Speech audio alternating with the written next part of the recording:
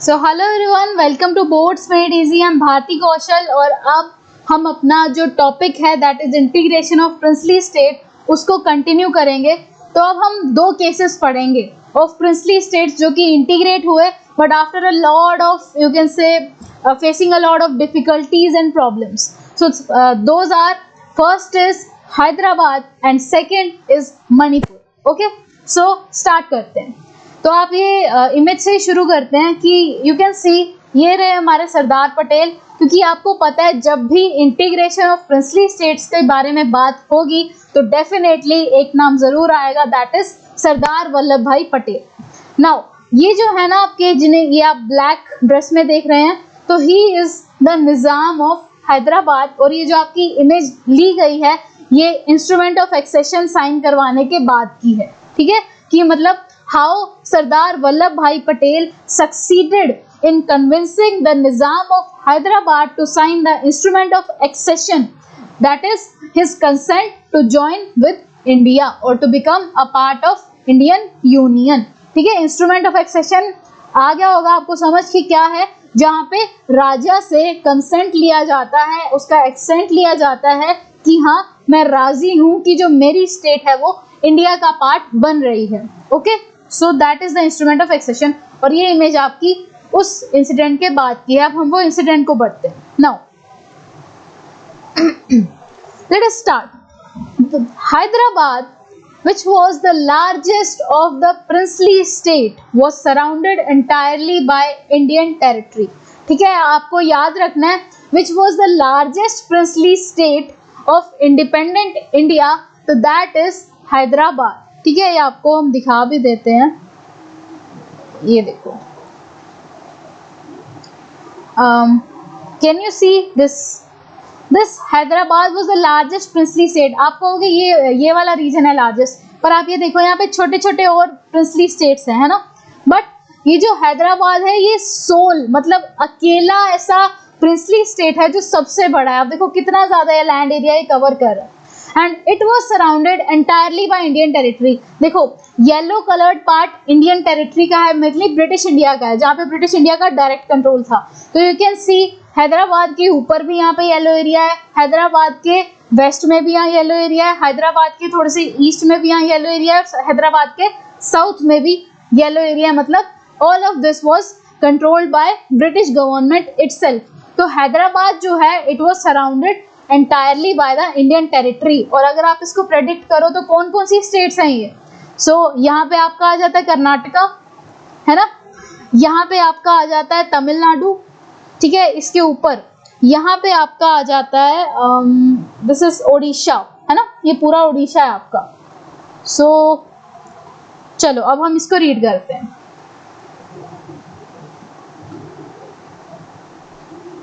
Yes, देखो, so some parts of old Hyderabad state are today the parts of first is Maharashtra, Karnataka and Andhra Pradesh। ठीक है, तो ये तीन regions हैं। कौन कौन से रीजन से सराउंडेड है, तो एक तो कर्नाटका है आपका, एक आपका महाराष्ट्र है और एक आपका आंध्र प्रदेश ही है। और आंध्र प्रदेश बेसिकली हैदराबाद और आंध्र प्रदेश हैं तो एक ही स्टेट के, पर अब वो अलग हो चुके हैं ना कि आंध्र प्रदेश की जो कैपिटल है that is Amravati and Hyderabad जो है किसकी कैपिटल है, तेलंगाना की है। तो इसलिए यहाँ पे आंध्र प्रदेश लिखा गया है separately. Okay, now so its ruler carried the title Nizam. As I told कि जो रूलर्स हैं अपने आप से खुद एक एक टाइटल रखा करते थे। तो रूलर ऑफ हैदराबाद क्या कहता था, आप मुझे निजाम के नाम से बुलाइए। And he was the one of the world's richest man, मतलब पूरी दुनिया का सबसे अमीर आदमी था वो। And Nizam wanted an independent status of Hyderabad. और वो तो चाहता ही था कि भैया हैदराबाद अलग रहे, क्योंकि हैदराबाद अलग रहेगा तो मतलब वो इंडिपेंडेंट है, वो इंडिपेंडेंट है मतलब वो अपने तरीके से जैसे मर्जी रूल कर सकता है। So he entered into what was called a stand still agreement. Very important, what is a stand still agreement.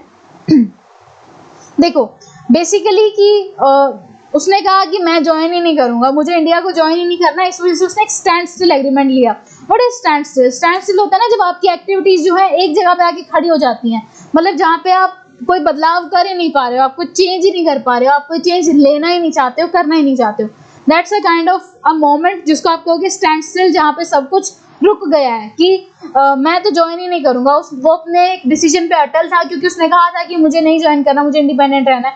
तो वो स्टैंड स्टिल एग्रीमेंट में आ गया विद इंडिया कि मुझे नहीं ज्वाइन करना तुम्हें। इन नवंबर 1947, मतलब इंडिया उस टाइम पे इंडिपेंडेंट हो चुका था, पार्टीशन भी हो चुका था। For a year while negotiations with Indian government were going on, उसने जो स्टैंड स्टिल एग्रीमेंट साइन किया, बट स्टिल इंडियन गवर्नमेंट कोई मौका नहीं छोड़ रही थी उससे जो है नेगोशिएट करने का, ठीक है।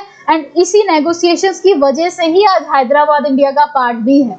Okay, so it's a kind of, you can से, एक एडमिरेशन है हमारी उस टाइम की इंडियन गवर्नमेंट, उस टाइम के रूलर्स के लिए, कि they did not give up even if जो नवाब है उसने कह दिया था कि मुझे नहीं ज्वाइन करना। Now in the mean time a movement of people of Hyderabad against the Nizams rule generated या गैदर्ड अ फोर्स। जैसे मैंने आपको कहा कि आप अगर रूल कर भी रहे हो तो आप सबको खुश नहीं रख सकते हो। There would definitely be some people जो आपसे नाराज होंगे, जिसको आपकी रूलिंग नहीं पसंद होगी।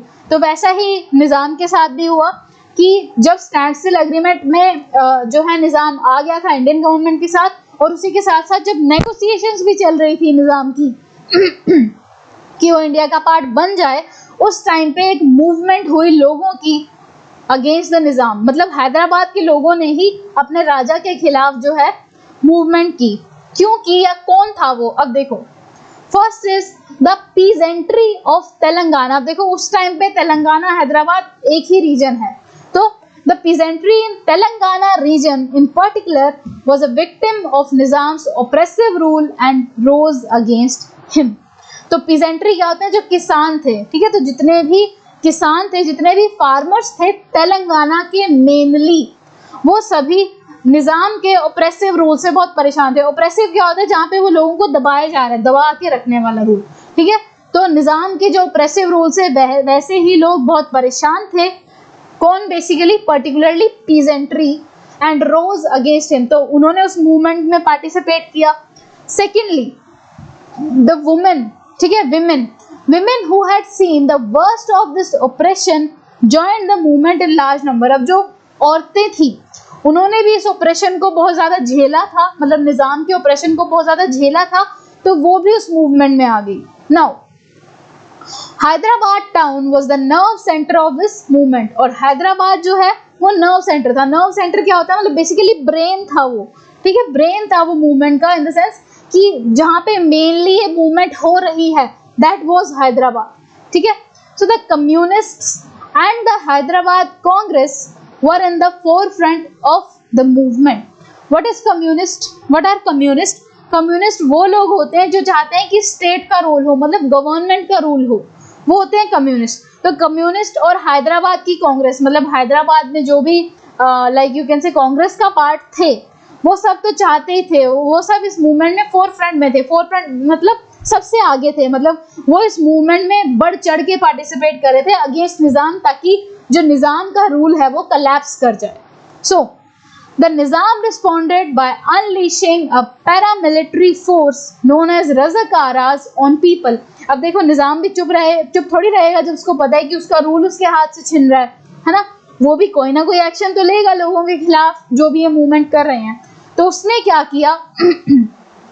He unleashed a paramilitary force। तो जो भी उसकी आर्मी थी, जितने भी लाइक जो उसके यू कैन से क्या बोलते हैं, सेनानी बोलते हैं ना, कि जितने भी उसके सोल्जर्स थे, उसने वो सारे जो अपने सोल्जर्स हैं उन्हें इस मूवमेंट को रोकने के लिए भेज दिया, और उनको एक पर्टिकुलर नाम दिया गया, दैट इज रज़ाकारास। और ये जो आपका रज़ाकारास नेम है ना, ये आपका आई थिंक आया भी है किसी प्रीवियस ईयर में, मैंने देखा है, जहाँ पे उन्होंने पूछा था कि what was the name of the Nizam's paramilitary force. तो नेम याद रखना, that is Razakars. So the atrocities and communal nature of Razakars knew no bounds, ठीक है। एट्रोसिटीज इज जो लाइक जो वायलेंस, जिस हिसाब से वो जितनी एक्सट्रीम वायलेंस वो करते थे वो, और उसी के साथ साथ communal nature. What is communalism? बहुत इंपॉर्टेंट टर्म है, ये आपको as a political science student पता होना चाहिए। What is communalism? तो मतलब बेसिकली जो रिलीजन के बेसिस पे एरियाज डिवाइड हो जाते हैं, ग्रुप्स डिवाइड हो जाते हैं, उसको कम्युनलिज्म कहते हैं, ठीक है। जहाँ पे रिलीजन के दम पे डिवीजन हो रहा है। ओके, नाउ तो इनका जो कम्युनल नेचर था कि एक रिलीजन को प्रेफर करने वाला नेचर, और उसी के साथ साथ एट्रोसिटीज मतलब वायलेंस, उसके कोई भी बाउंड्स नहीं थे, मतलब वो बहुत ही यू कैन से रुथलेस थे, बहुत ही ज्यादा ऑर्थोडॉक्स थे. Now next let's continue the story.